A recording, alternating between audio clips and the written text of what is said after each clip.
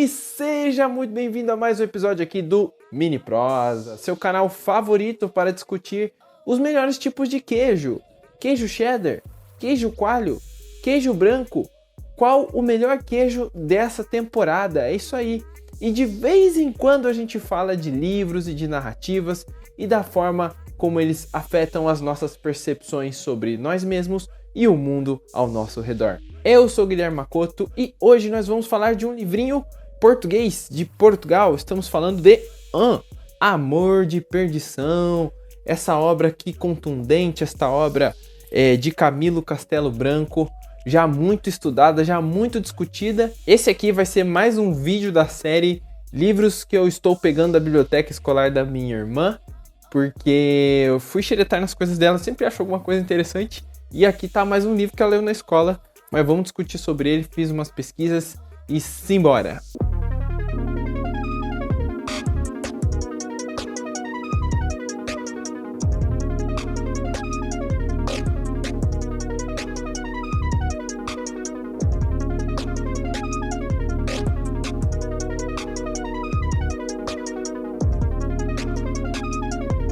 O autor Camilo Castelo Branco é considerado um dos escritores mais prolíferos da literatura portuguesa do século XIX. Ele nasceu em Lisboa em 1825 e teve uma vida muito atribulada. Aos 2 anos ele perdeu a mãe, aos 10 ele perdeu o pai e a partir disso ele foi criado por diferentes parentes, até que, buscando aí uma estabilidade, ele casou-se aos 16 anos e tornou-se pai 2 anos depois. Porém, não acaba aí. Aos 21 anos, ele rapta uma prima e passa a viver com ela, mas ele é condenado e preso por isso. E é nesse contexto que ele inicia a sua carreira literária. Saído da prisão, o Camilo ele ingressa no Seminário Episcopal do Porto, com o intuito de se ordenar padre, mas poucos anos depois ele acaba desistindo. Nisso, ele se apaixona por Ana Plácida, que ele considera seu amor de sua vida, né, a Ana Plácida. Contudo, ela era casada, cara, e os dois acabam sendo presos por adultério, então ele volta pra cadeia. E é só em 1861 que o casal é absolvido e eles passam a viver juntos. 1 ano depois, o autor publica Amor de Perdição, justamente esse livro que nós vamos falar hoje, e ele se tornou a obra mais famosa do autor, e na época também ela foi uma obra muito popular, né? A vida do escritor português continua sendo muito complicada, tendo problemas ali com as finanças da família. Chega um ponto também que ele acaba sendo diagnosticado com cegueira, ele fica cego, e em 1990 o Camilo se suicida com um tiro. A história do livro vai girar em torno do nosso herói aqui, que é o Simão Botelho. Ele é filho de um desembargador muito rico, né? A família dele é uma família poderosa, influente, rica. E o Simão, ele é encaminhado para a faculdade, só que é aquilo, ele é um cara muito assim desapegado, vou falar assim que ele causa problemas, né? Na faculdade ele não estava muito aí para os estudos. Todo o dinheiro que era enviado para ele poder comprar livros, ele gastava em pistolas. Isso aí, ele comprava pistolas e ele andava com uma galera meio barra pesada. Então o Simão era meio que um encrenqueiro e a família já via ele dessa forma. Nisso, após o período de estudos, ele acaba regressando para Viseu, que é a cidade onde a família dele vive, e ele se apaixona pela vizinha. A vizinha é a Teresa Albuquerque, que ela pertence a essa família Albuquerque que não se dá bem, também é uma família rica, uma família poderosa, influente, mas não se dá bem com os Botelho. Então é aquela coisa meio Romeu e Julieta, as famílias não se gostam, mas o Simão ele é apaixonadíssimo pela Teresa e a Teresa é apaixonadíssima pelo Simão. E é um amor que começa com um observando o outro ali da janela das casas, né? Que eles são vizinhos. Só que aí começa a ter uma troca de correspondências, começa a ficar uma coisa mais íntima. E aí os familiares acabam percebendo e eles separam os dois. O Simão é enviado de volta lá, não sei se é pra Coimbra, não lembro. Mas ele volta, ele é enviado para uma outra terra lá. E a Teresa fica sem ele, ela fica presa dentro de casa, né? Eles sempre estão tentando arranjar formas de continuar trocando correspondência e planejar algum jeito deles ficarem juntos, né? Até uma fuga eles acabam pensando em fazer. Existem aqui ainda outros personagens que vão compor esse laço de relações amorosas, né? Temos a Mariana, que é uma mulher que ela acaba se apaixonando pelo Simão, só que é um amor... É o amor dela, ela quer ele, só que ele trata ela mais como uma irmã. Enfim, ainda tem também ali do lado da Teresa, tem o primo dela, que o pai dela quer que ela se case com o primo, né, que é o Baltazar, é isso aí. Só que a Teresa não quer saber do primo, ela quer saber do Simão. Então fica essa constelação de relacionamentos, todos girando ao redor de Simão e Teresa. A gente pode até dizer que essa obra, a história, ela tem dois movimentos específicos, né, que ficam bem claros, assim. A primeira parte do livro, ela é focada nessa troca de correspondências, esse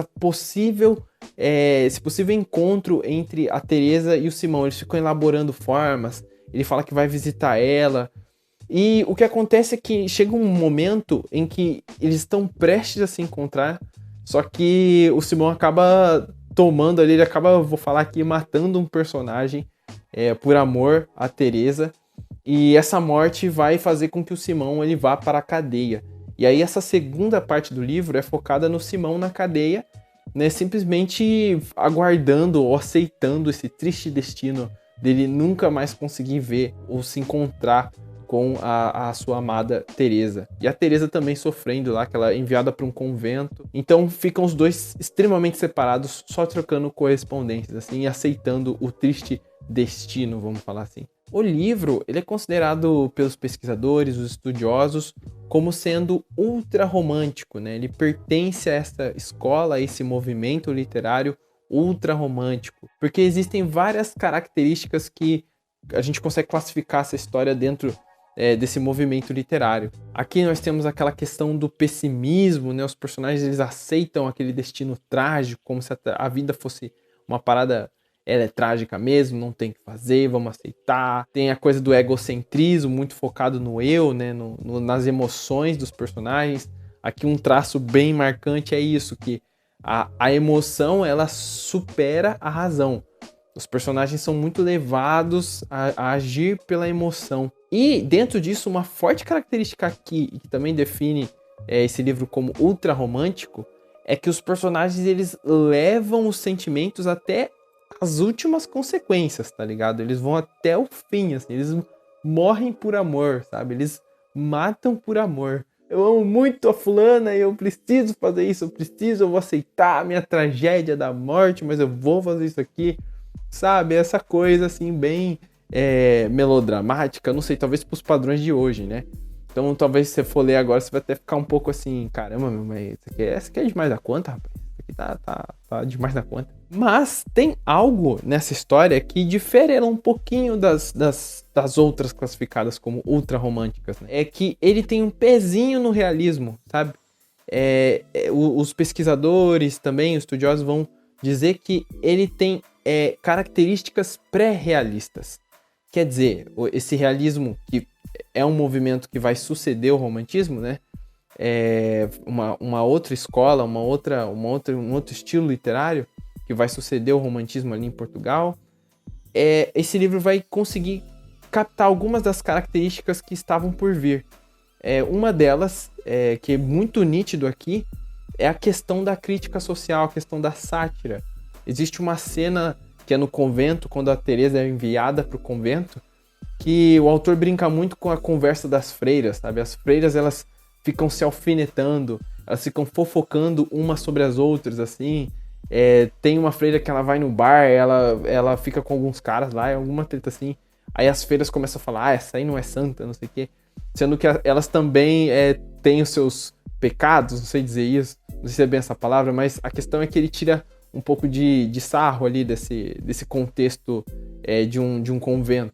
Existem coisas bem legais nesse livro, além dessa parte literária, né, de estudos literários, também tem o estilo do autor é muito legal. Eu fiquei impressionado pela quantidade de parágrafos. Eu achei que ele tem ele soube estruturar bem os parágrafos, de uma maneira até que remete a uma literatura mais moderna, assim, né? Tá certo que aqui eu tô entrando no que eu acho que o como é uma literatura mais antiga e o como é uma literatura moderna.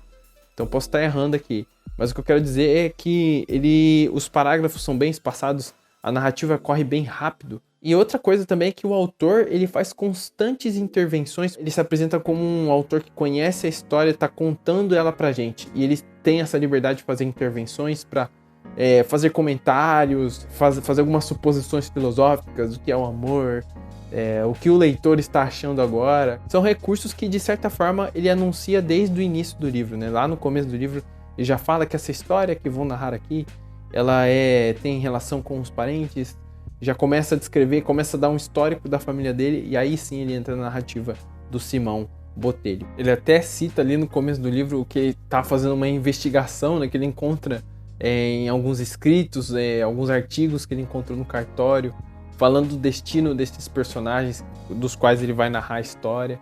Então são essas incursões, quando o autor interrompe a narrativa, assim, eu achei elegante, achei que ele fez isso de uma forma elegante e que surpreende, assim, muitas vezes te deixa curioso.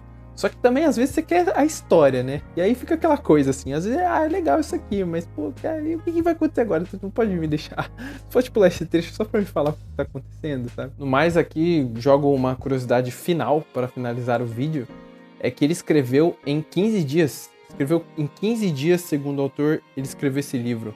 E ele fala que foram os piores 15 dias da vida dele. De tão atormentado que ele se sentiu enquanto escrevia. E como eu falei, a vida do Camilo, ela reflete muito da obra, né? No caso, eu acho que ele era um romântico por natureza. Eu acho que aqui não teria, o estilo dele, o estilo e a vida do autor não permitiriam que ele escrevesse de outra forma, senão com aqueles personagens fadados a um destino trágico, tramas passionais, sentimentais, sabe?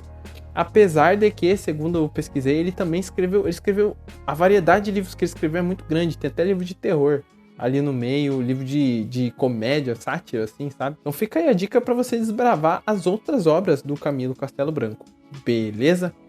Muito obrigado, esse foi o vídeo de hoje, espero que você tenha curtido. Vou estar deixando aqui na descrição o link para a compra do livro, caso você tenha curtido, queira comprar, porque comprando nesse link, você vai ajudar a gente aqui, vai apoiar o canal e não vai gastar nenhum centavo a mais por isso. Não esquece de deixar seu like, manda aí o seu comentário. Você conhece outras histórias, outros escritores que têm uma vida tão trágica quanto a do Camilo? Manda aí, cara, a gente vai ficar curioso em saber. Não esquece de mandar aquela crítica construtiva, que o meu objetivo é melhorar e sempre, beleza? Muito obrigado e até o próximo vídeo. Valeu e até a próxima. Até quinta-feira que vem. Falou!